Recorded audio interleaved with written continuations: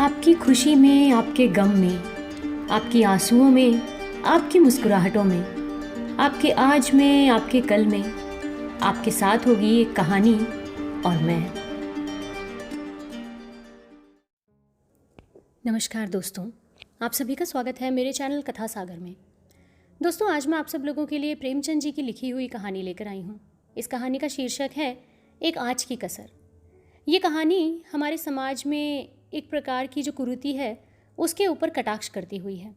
तो आइए जानते हैं कि क्या कुरीति है जिसके ऊपर ये कहानी इतना घोर कटाक्ष करती है। कहानी सुनते सुनते आप लोगों को मज़ा ज़रूर आएगा। तो चलिए दोस्तों, इस छोटी सी कहानी की शुरुआत करते हैं। सारे नगर में महाशय यशोदानंद का बखान हो रहा था।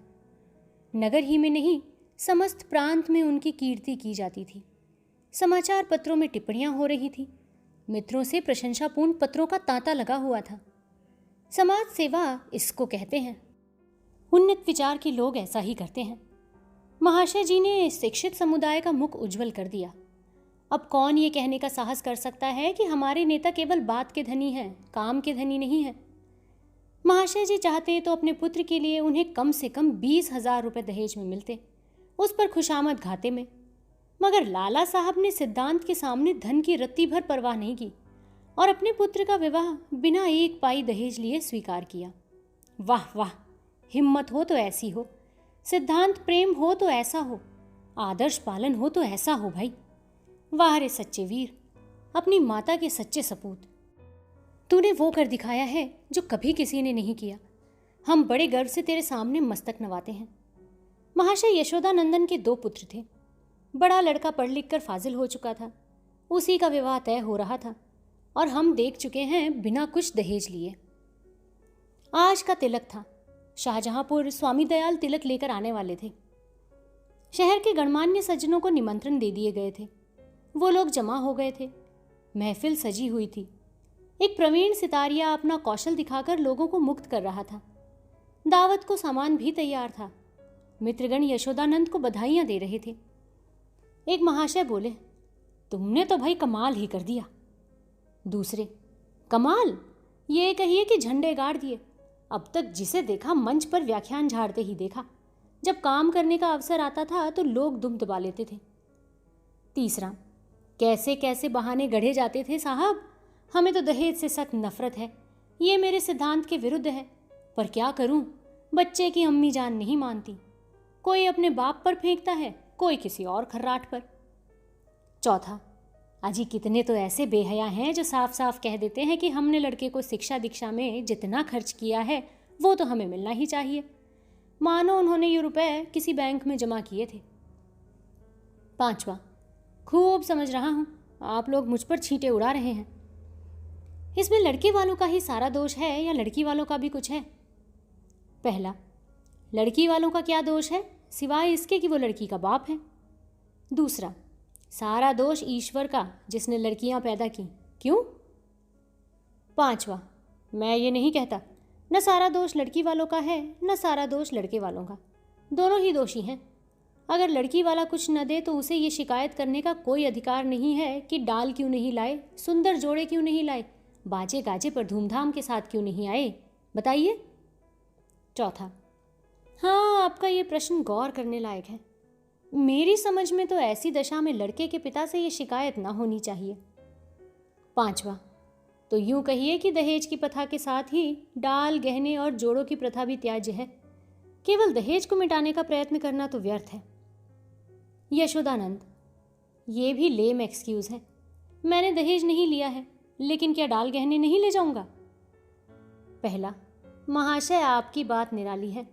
आप अपनी गिनती हम दुनिया वालों के साथ करते ही क्यों हैं? आपका स्थान तो देवताओं के साथ है। दूसरा, 20,000 की रकम छोड़ दी, क्या बात है।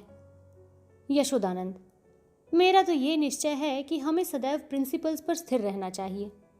प्रिंसिपल्स के सामने मनी की कोई वैल्यू नहीं है। दहेज की कुप्रथा पर मैंने खुद कोई व्याख्यान नहीं दिया, शायद कोई नोट तक नहीं लिखा।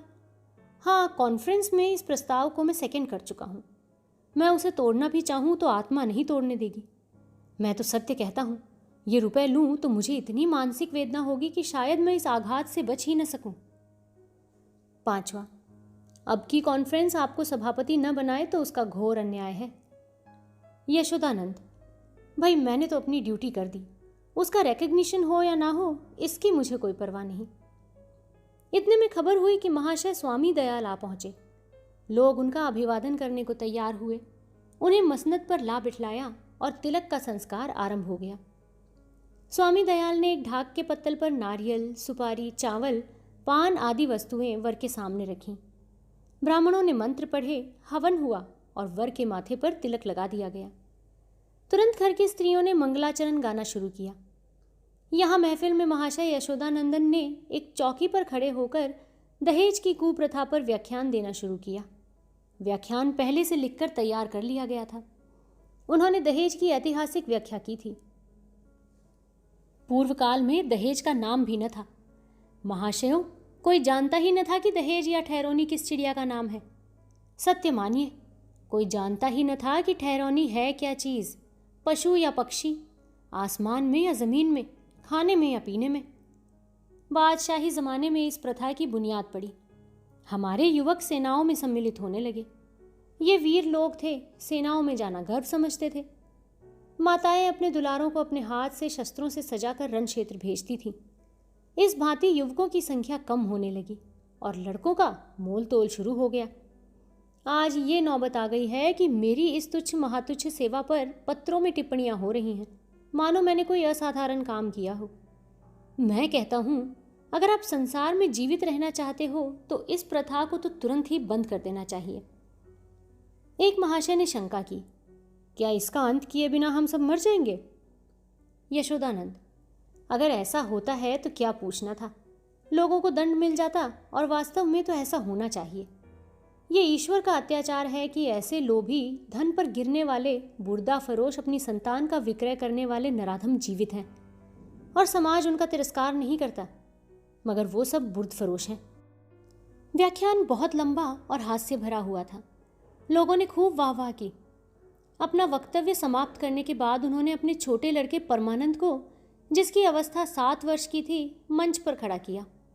उसे उन्होंने एक छोटा सा व्याख्यान लिखकर दे रखा था। दिखाना चाहते थे कि इस कुल के छोटे बालक भी कितने कुशाग्र बुद्धि हैं। सभा समाजों में बालकों से व्याख्यान दिलाने की प्रथा तो है ही, किसी को कोई कुतूहल न हुआ। बालक बड़ा ही सुंदर, होनहार और हंसमुख था। मुस्कुराता हुआ मंच पर आया और एक जेब से कागज निकालकर बड़े गर्व के साथ उच्च स्वर में पढ़ने लगा। प्रिय बंधुवर, नमस्कार। आपके पत्र से विदित होता है कि आपको मुझ पर विश्वास नहीं है।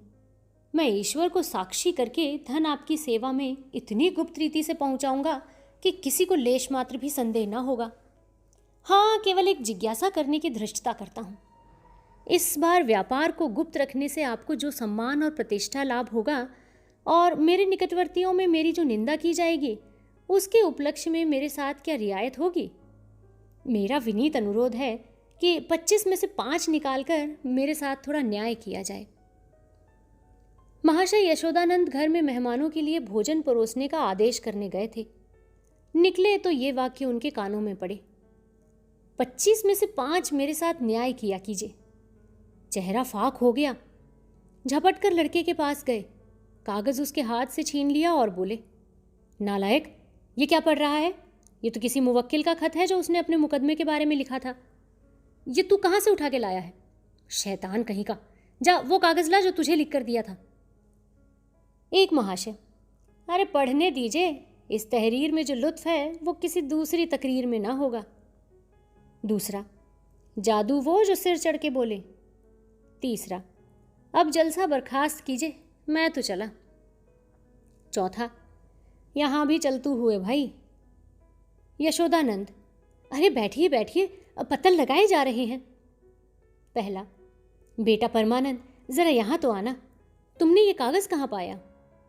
परमानंद, बाबूजी ही तो लिखकर अपने मेज के अंदर रख दिए थे। मुझसे कहा था कि इसे पढ़ना, अब नाहक मुझसे खफा हो रहे हैं। यशोदानंद, ये वो कागज था कि सुअर? मैंने तो मेज के ऊपर ही रख दिया था, तूने ड्रॉर में से क्यों ये कागज निकाला? परमानंद, मुझे मेज पर नहीं मिला था तो। यशोदानंद, तो मुझसे क्यों नहीं कहा? ड्रॉर क्यों खोला तूने? देखो, आज ऐसी खबर लेता हूं कि तुम भी याद करोगे। पहला, ये आकाशवाणी है। दूसरा, इसको लीडरी कहते हैं कि अपना उल्लू सीधा करो और नेक नाम भी बनो। तीसरा, शर्म आनी चाहिए महाशय आपको, ये त्याग से मिलता है, धोखेधड़ी से नहीं। चौथा, मिल तो गया था पर एक आंच की कसर रह गई थी। पांचवा, ईश्वर पाखंडियों को यूं ही दंड देता है। ये कहते हुए लोग उठ खड़े हुए। यशोदानंद समझ गए कि भांडा फूट गया, अब रंग ना जमेगा। बार बार परमानंद को कुपित नेत्रों से देखते थे और डंडा तौलकर रह जाते थे। इस शैतान ने आज जीती जिताई बाजी खो दी। मुंह में कालिक लग गई, सिर नीचा हो गया। गोली मार देने का काम किया है इसने। उधर रास्ते में मित्र वर्ग यूं टिप्पणियां करते हुए जा रहे थे।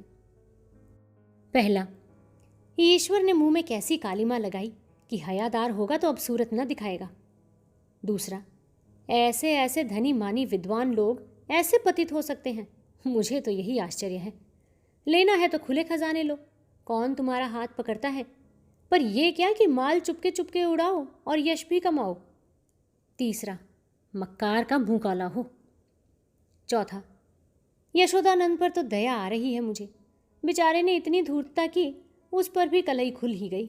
बस एक आंच की कसर रह गई। तो दोस्तों, आशा करती हूँ आपको आज की हमारी ये कहानी पसंद ज़रूर आई होगी।